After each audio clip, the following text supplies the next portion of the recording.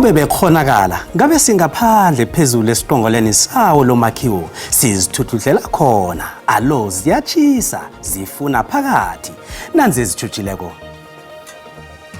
From MKP, EFF and Action SA, but also the fact that being in possession of someone's phone records without their consent is a serious crime. Umphenyo ozijameleko Paul O'Sullivan utshele ikomiti yeParliament bona uhlatshelwe umuntu bona amalunga we-MK Party Action SA ne-EFF aphethe imihlolo ekufuze ingabi sezandleni zawo ekulicala elibovu lokho. The decision has not yet been made, but the decision will be made and is quite imminent. Umnqophisi otsheje zamaphenyo amapholisa ku-IPID uthi isiqhema samaleha ahlaza sizifake komkhulu umraro ngendaba le.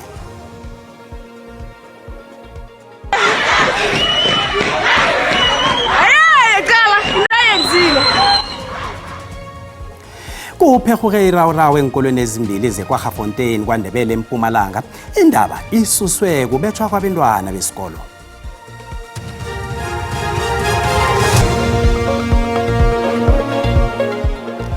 Emakhaya ngamakhaya siyanamukela ngizentamba manje nginguCedric Mwebya ngiphethe indaba zesiNdebele ku-SABC 1 lotshani. IParliamente ithibeke ibhajethi yengigidi ezilikhomba zamaranda eyokusebenza ekulumeni kaMengameli yobunjalo belizwe yanonyaka nje. Ibhajethi le ingaphasi kwe-15.5 million rand eyayibhajethelwe umnyaka opheleko. Abaphathi bomnyanya bebahlathululela imbikindaba ngekambiso yanonyaka. Mende sele ikulungele ukubamba intetho engobume besizwe yalonyaka. Ezobulungisa iqoqo lolawulo kunye namalungu eParliamente baza kuhlangana ndaweninye. Kukho neendwendwe ezimenyiweyo eziquka iintloko zamaziko axhasa idemokrasi. Received confirmation from President Kgalema. He has said he's coming. President Zuma has said he's coming. President Mbeki has apologized. So we will wait, and as soon as we know, maybe before tomorrow, we can appraise you. But if we don't, we all will be surprised about who comes tomorrow.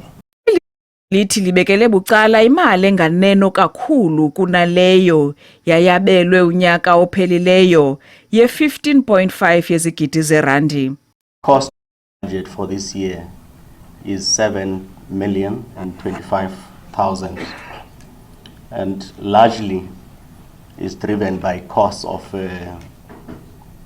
hiring equipment that covers all the broadcasting and all costs around ensuring that our ICT infrastructure is fit for purpose. And those are consistent drivers of the main cost. The City Hall is not costing us a lot of money. IParliamente yathemba ukuba yisona yokugqibela le ebanjelwa kwiholo yesixeko. Le holo yindawo yokusingatha isona kususela oko kwatsha ezinye izakhiwo zeParliamente kunyaka ka-2022. Ndingululama Matya wendaba ze-SABC eParliamente eKapa. Umphenyo ozijameleko uPaul O'Sullivan uziphayile insolo zokuthi ubenandi angena emsebenzini wephiko eliphenya ukuziphatha kwamapholisi IPID wathi mamala ahlaza layo. Nakethula ubufakazi elangeni lesibili ekomitini yeParliamente uO'Sullivan utshela amalunga weParliamente bona insolo lezi ziduhisa umsebenzi wakhe nephikweni begodu zileya amala icaleni eliphezulu kokukhohlakala. O'Sullivan uthi ngomhlolanja wango-2016 wamangalela ukomishara walokho wamapholisa uKhumutso Phahlane kodwana iPID yabhala ukuphenya idoketi lakhe. O'Sullivan ujamile ekutheni ukuthindana kwakhe nengikhulu ze-IPID bekuphathelene nomsebenzi begodu kuhlobana necala eliphenywa ingasi ukuqaphela. U-O'Sullivan uqinisekisile godu bona wafumana 100,000 yamaranda ivele ezikweni lamacala akhethekileko i-Directorate of Special Operations. U-O'Sullivan uveze bona imali le bekabhadelwa ngemva kokusebenzisa imali edluleleko kunale bekufanele ayisebenzise kodwa amaphepha angaphambi kwekomiti akakufakazeli lokho. The slush fund I was talking about was the Crime Intelligence Slush Fund. Any payment that's made by the NPA or the DSO is not being made from the Crime Intelligence Slush Fund. No, it's the same thing, Chief. It's the money that they don't account for. The DSO confidential fund. Oh, I know nothing It's about police. This is Police the- money. This is the It's first government time, money. It's the public money. This is the first time I'm seeing this document. Umphenyi osijamele kulo utshela ikomiti lebona ukuthindana kwakhe nabasebenzi bephiko le-IPID khabe kungase kuphula umthetho begudu bekuhlobene necala ebeliphenywa khatheso. U-O'Sullivan urage wathi uhletshelwe umuntu othileko bona amalungu e-MK Party, Action SA ne-EFF bekasebenzisana nenilelesi. Uthi kulicala elibovu ukuphatha amarekhodi wakamaliledinini womuntu namkha amaphepha omuntu bangazi bona uthi umuntu angabotshwa. U-O'Sullivan usole bona amalunga wenhlanganwezi banamaphepha ekungakafanele bawaphathe. What it says here, I'm going to read it. When Mr. McBride was giving evidence in Parliament, I saw him receiving vitriolic attacks by certain persons. This included an Action SA member who was quoting from the contents of several pages of phone records she had unlawful possession of. This is a clear indication not only of the extreme bias of the vocal Mkhonasi supporters in Parliament, mainly from MKP, EFF and Action SA, but also the fact that being in possession of someone's phone records without their consent is a serious crime that could see a convicted person sentenced to prison for up to 10 years. U-O'Sullivan ubhalile ukuveza amagama amalunga wenhlangano zepolitiki athi ayathideka ebukhohlakalini. And this is the email that I sent to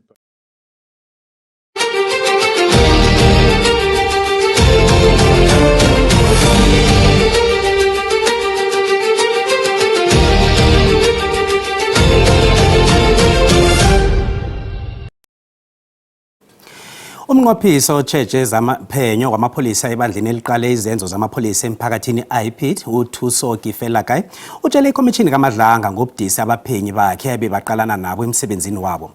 uGifelakayi uvumile bona emsebenzini nabo kuphenya ukuziphatha kwamapholisa namkha izenzo zawo zobulelesi kukhamba kuba nobungozi ekugcineni ekutheni amaphenyi balinyazwe. Kungenzeka umholi wesiqhema sesikhulu samapholisa wedrobha leKuruleni esijanyisiweko emsebenzini sikhuluma nje uJulius Mkhwanazi esolwa ngobelelesi nokubhalelwa kulandela imithetho ngefanelo sizifumane ngaphakathi komraro omkhulu ngonobangela wendaba yama-blue lights. Lesi siqundo esivela kumnqophisi wezokuthuthukiswa komphakathi njengomana indaba le ithathwa njengendaba erhabekileko. The decision has not yet been made, but the decision will be made and is quite imminent because everything that needed to be collected has been collected. Ikomishini le ibuye yezwa ukuthi idorobha leKuruleni elinabaphenya abasithandathu be-IPID libonakele litshengisa imihlobohlobo efanako yobelelesi. There are other trends that we have identified through some intelligence that the truck hijacking that have been staged, it's a problem. We have the issue of drugs. Ubufakazi bubuye batshengisa ukuthi intshijilo zemigomo ngizo ezigcina zibangela ukubhalelwa ukuqinisekisa indaba yokulandela imithetho ekhambisana nemphakamiso ze-IPID zamalanga ama-30. Ubufakazi bukaThuso Gifelakayi buveza ukuthi iphiko lamapholisa linemithetho eminingi eliyengameleko ukutsho ukuthi indaba yokulandelwa kwemithetho akusiso isitshijilo esikhulu. Nanyana kunjalo ingikhala zivela phakathi kwabomasipalata abanye. Nanyana abanye abomasipalata bayilandela ngefanelo imithetho nje, umasipalata weKuruleni ubonakele abhalelwa kulandela imithetho njengombana kutshengisa nje ecaleni lika Julius Mkhwanazi. Commissioners, the concern here is that whilst you'd appreciate the fact that it appears that the law does not apply fairly, in a sense that if it's other colleagues within the municipality, their matters are dealt with without us having to write letters and to even do this kind of follow-ups. Ukulayelwa kwekomishini kuyaraga. Umengameli uCyril Ramaphosa usebenzise umnyanya wokugidinga iminyaka ema-36 kwathatshulwa umongameli walokhu uNelson Mandela ukuvula iNelson Mandela Rules Training Center. Iziko elibalwa njengelokuthoma lomhlobalo eAfrika lakhiwe ejele eDrakensberg ngaphandle kwePhali eNtshonalanga Kapa. Kileli jele kulapho uMadi baqeda iminyaka eminingi khona wazokuthatshululwa nakali-11 kumhlolanja ngo-1990 eKapa. Ngelokthoma eAfrika iziko elifana naleli. Iziko elinge lokuthwasisa imbotshwa ngamakhono-fundwa ahlukahlukeneko. Linjalo nje libuye lilonde umlando weqhegu uMadiba. Today the Drakensberg Correctional Facility once again stands at the threshold of a new chapter in our country's history. Umengameli ugandelelele ukuthi amaziko okuhlengwa kwesimilo kufuze abezindawo zokuvuselela isimilo emntwini. Madiba believed that offenders are deserving of dignity, of respect, and humane treatment, and that justice is not measured by how harshly we punish, but how faithfully we uphold the concept of human dignity, even in the most difficult circumstances. Wayikhuluma nendaba yenkulumo zabantu ezithi umuntu olelesileko akavalelwe kulahlwe inlodlelo. Yes, our people are truly concerned and even fed up with crime, and at most times are inclined to lock the door and throw the key away mentality when it comes to offenders. And they often say, lock them up and let them rot in prison. Yet this will not serve us in the long term as a country and as a nation. Uhulumende uthi ufuna ukubona kwenzeka ukuthi labo ababotshiweko bathina baphumako babuyele emphakathini banesimilo bangasazokulelesa.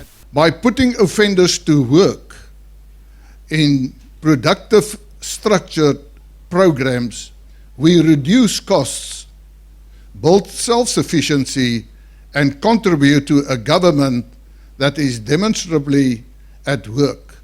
Grunewald uthe ifurniture yeofisini yakhe ikhandwe babantu ababotshiweko ekuyinto umengameli athe angathanda bona naye abe nefurniture enjalo. Nasibuya entolo. Mjekejeke ukhona nonyaka lo mhlane amalanga alikhomba kuNtaka bonke abantu amakhosi amakhosana nenchaba zonke ziyamenywa bona zizokuhlangela indlovenduna. Liphumile igama elivela esigodlweni ukuthi kuyajekezelwa ngomhla ka7 kuNtaka nonyaka.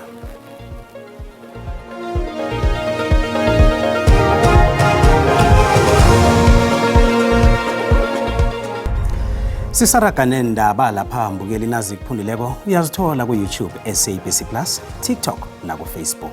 X asirage naso. Ababelethi bevalisisa eBoksburg basabawa umnyango wezefundo esifundeni seGauteng ukuthi uqinisekise ukubuyela emsebenzini kwenthuthi zabafundi njengombana ungasebenzi kwazo kubadosisa disi. Lokhu kuza ngemva kobana abachayeli babeke amathulusi phasi ngemva kokungabhadelwa umnyango lo.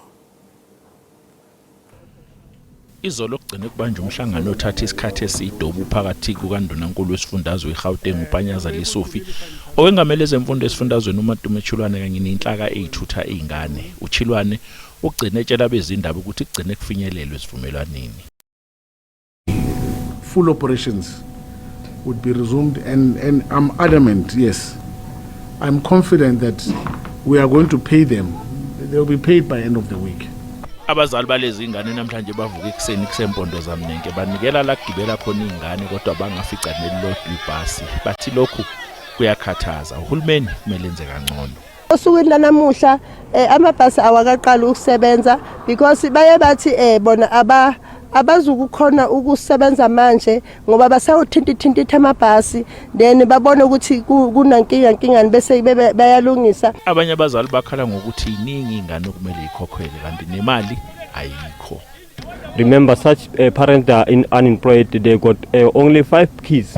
You can count 5 kids if you count that money per week, how much you lost due to unemployed. So we are urging Panyatal CF to come here and complete that at the unfinished schools. Mbukelse kuyisonto lesibili leli ingane engalibhadi esikoleni ngenxa yokuthi ke amabhasi awakhokhelwe umnyango wezemfundo eGauteng. Igama lami nguCalvin wakwaDludla. Endabeni ze-SABC ngibika ngisevilalisa eBoksburg. Ukufunda nokufundisa kuJametsi enkolweni ezimbili zemthombo muhle beyaziwa ngeKwaGafontein eMpumalanga. Abafundi beCibiliza High School neMafu High School eMpumalanga, abafundi benkolo lezi bavukele emapholiseni bayokuvula amacala wokusahlelwa nokubethwa babantu ekusola ukuthi ngebomphakathi abazibize ngabogadi abasetsha enkolweni.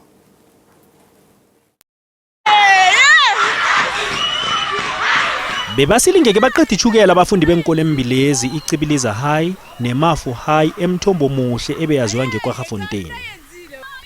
Imbiko ithi kunesiqhema esingene ngendlovu yangena enkolweni embilezi izolo. Sasetsha abafundi singakavumelani noprincipal. Batsho besetsha indakamizwa nengikhali engahle kwenzeka ukuthi kunabafundi abaziphetheko. Kuzwakala bona abafundi babetshiwe enkolweni lezi. Namhlanje ekseni abafundi nababelethi bavukela emapholiseni bayokuhlolisa intatimende baphekelelwa bosihlalo bemkhandlo eyamngamele inkolwezi. Sisabambe imeeting ngena umntwana uthi said nakubashaya ngaphandle ngenzuzana uprincipal mangathi ithi ngiye ngiyohlola usayihlola uprincipal mafika uthola sebaphuma abantwana bakhala ngamafoni kushukuthi nje kwavela kwahlangahlangana. Ebayenzile khulu ukuthi azange bakhulume noprincipal bangena esikoleni bachinge emaklasini. So inkhali akukhulunyiswa but ikhona ukukhulunyiswa ukuthi ukhe wabonakala lapha isikhathi. Bomnyango wezefundo eMpumalanga basikhalume ngamagama abukhali senzo yesi. Bebakhuluma ehlelweni esidemba zemini kuKwekwezi FM. Almost all our schools there is a program integrated school safety is now. So kufuna ukuthi izinto ezenzeka ezikoleni zenzeke ngokomthetho. Lokho kwenzekile manje akukho emthethweni. Angifuna ukuthi mhlambe sicacise lo. Kusasa ekseni our team from the district izobe ikule ikolo ezimbili siyacela ukuthi kube khona ukubambisana. Amapholisa athi kunamacala avuliweko. Embala amaphoyisa ayakhona kubopha umsolo loyedwa sikhuluma uthi semacala bidwa ngokuthi trespassing lelinye kwaba common robbery ulenzeka ukuthi avele ekhoto madvute kanzi nalabanye basatawuboshwa. Ababelethi bathi aliqiniso ivikeleko labantu ababo enkolweni.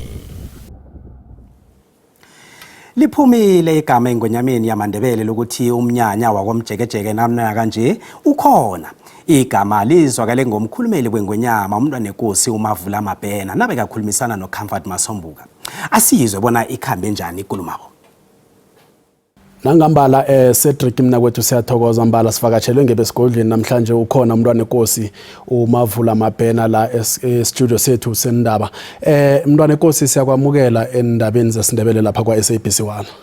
Ngithokoze baba Masombuka ngilotshise ababukeli bakho emakhaya ngilotshise indlovu enduna ingwenyama sitshaba samaNdebele ngithi bayede ngwenyama.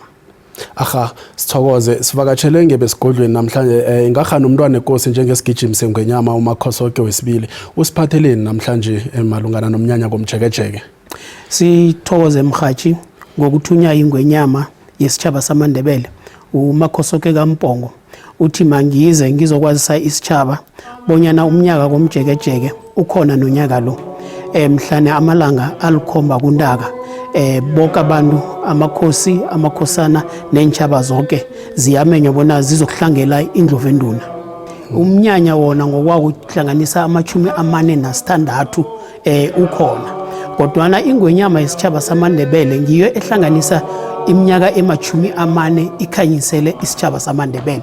Mntwana Nkosi njengoba nalomnyanya ubonakala ngathi kuzokuba ngomkhulukhulu nonyaka nje ngiziphi mhlawumbe intatanyiso ezingalindeleka kulomnyanya? Mhathi silindele umbuso weSouth Africa ukuthi ufike imemo ziphumile eziya ofisini la president no deputy president abongqongqotshe abo premier beGauteng neMpumalanga abo mayor kuzo zonke amadorobho sicabanga ukuthi bangafika nonyaka lo siyacabanga ukuthi bazokufika inkosi yeZambia nababuya eUS imemo ziphumile Mhathi siyacabanga ukuthi ngobudlelwane labo esesinabo baza kufika bazosivakatshela Mhathi bazosisekela eminyanyeni.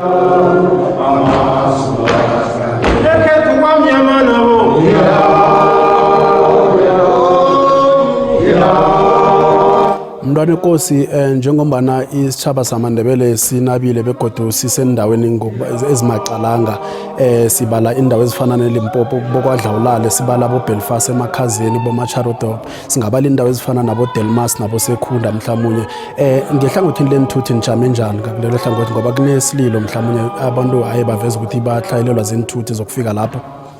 Mhathi asithokoze umbuzo omuhle khulu masiveze bona masiza enthuthini Mhathi asikhumbuze isitshaba ukuthi njengesigodlo siyasekelwa endabeni yenthuthi vane sifune ukuthi wonke umuntu aphumelele abe khona mara ngokubana inthuthi zethu ziba limited siye saqela Mhathi ukuthi bonke abantu bafuna ukuza emnyanyeni lo abaye emakhosaneni noma kuma coordinator bayokubhalisa kuzothi labe babhalisileko Mhathi la sokhona ukufika khona ngilabe sokhona ukubanikela inthuthi zijame njani indlela ukukhambeka Mhathi unyaka lo zingcono khulu kunonyaka opheleleko ziyakhambeka siqale ukuthi umbuso uzofaka isandla ukuthi zilungiswe uhulahula lapha nalapha ngibaphi mhlawumnye abavuma bazabe banandisa lapho kafitshazana mhlawumnye babili bathathu nje sino uDokotela uNothembi uzoba khona uKhuligasa uzoba khona uzodwa Mabhena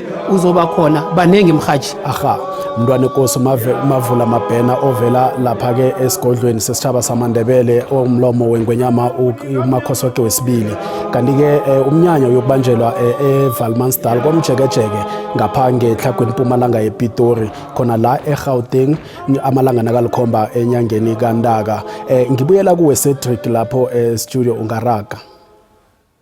Sithokoze Mkoneni. Nasiqala ke zemali iranda linzinzile nalinganisana ezinye imali ezikulu.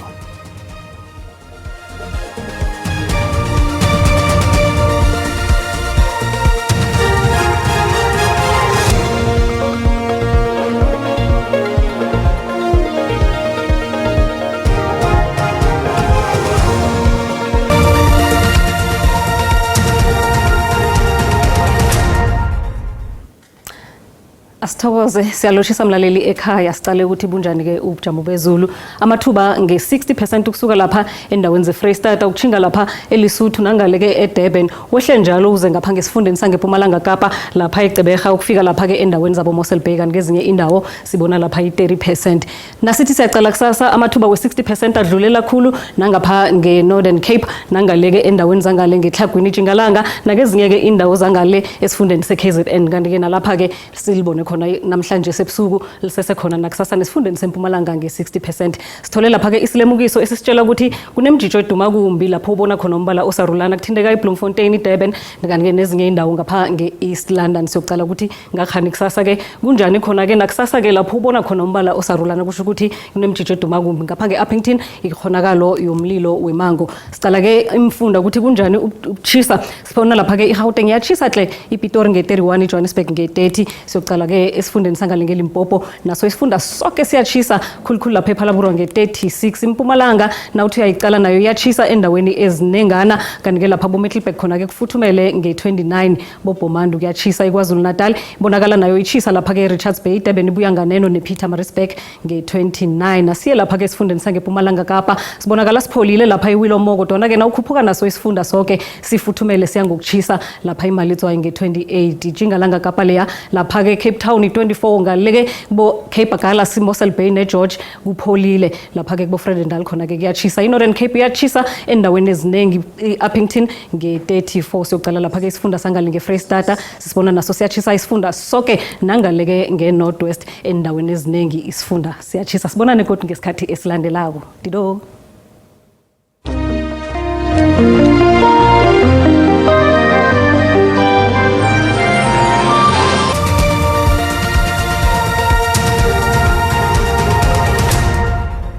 Kusasa nangelesihlanu zikhona zeSwati nisale nomusa.